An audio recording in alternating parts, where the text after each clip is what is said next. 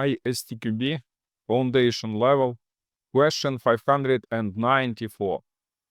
A wine storage system uses a control device that measures the wine cell temperature T measured in Celsius rounded to the nearest degree, and alarms the user if it deviates from the optimal value of 12. According to the following rules, if temperature equals 12, the system says optimal temperature. If temperature less than 12, the system says temperature is too low. If temperature more than 12, the system says temperature is too high.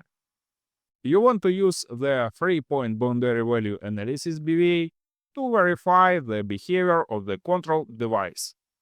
A test input is a temperature in Celsius provided by the device. What is the minimal set of test inputs that achieves 100% of the desired coverage? Answers: A. 11, 12, 13. B. 10, 12, 14. C. 10, 11, 12, 13, 14. D. 10, 11, 13, 14.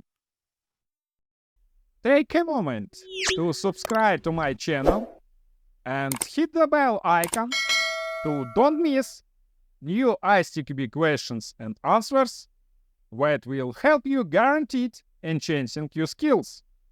Join us on this learning journey. If you find value in that I do and my videos help you, then you have the option to donate through the links in the video description to I can release new videos on ISTQB questions on a regular basis. According to ISTQB Syllabus, to achieve 100% coverage with 3-value BVA, test cases must exercise all coverage items, i.e. all identified boundary values and its neighbors. It is important to correctly define all partitions and all boundaries. There are 3 equivalence partitions or classes. Class 1 is 11, 10 or less. Class 2 is 12. Class 3 is 13, 14 or more. The boundary values are 11, 12, and 13. In the 3-point boundary value analysis, for each boundary, we need to test the boundary and both its neighbors.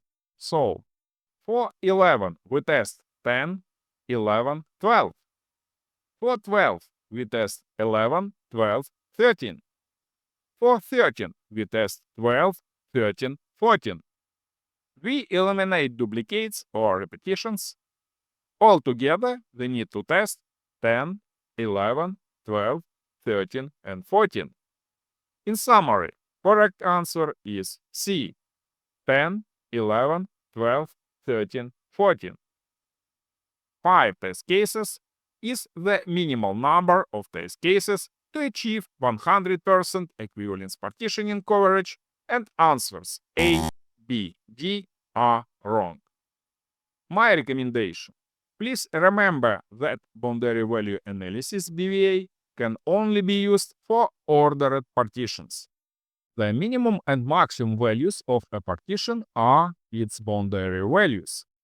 In practice, the 2-value BVA is more common, but for answering questions, the wording of the question will indicate which option you need to use, 2-value BVA or 3-value BVA. In our case, 3-value BVA. I recommend that you draw diagrams yourself when you are answering questions like this. As a rule, questions on test technique are not difficult, but require more time to solve than theoretical questions. Remember that any question in this exam, large or small in wording, has only 1 point towards the final score. Therefore, it is better to leave big questions for the end of the exam if you are pressed for time when taking the exam. Explanation. Finally, let's look at the section 4.2.2 boundary value analysis in the ISTQB syllabus, where we can see that boundary value analysis (BVA) is a test technique based on exercising the boundaries of equivalence partitions. Therefore, BVA can only be used for ordered partitions. In free value BVA, for each boundary value, there are three coverage items: this boundary value and both its neighbors. To achieve 100% coverage with free value BVA, test cases must exercise all coverage items, i.e., identified boundary values and their neighbors.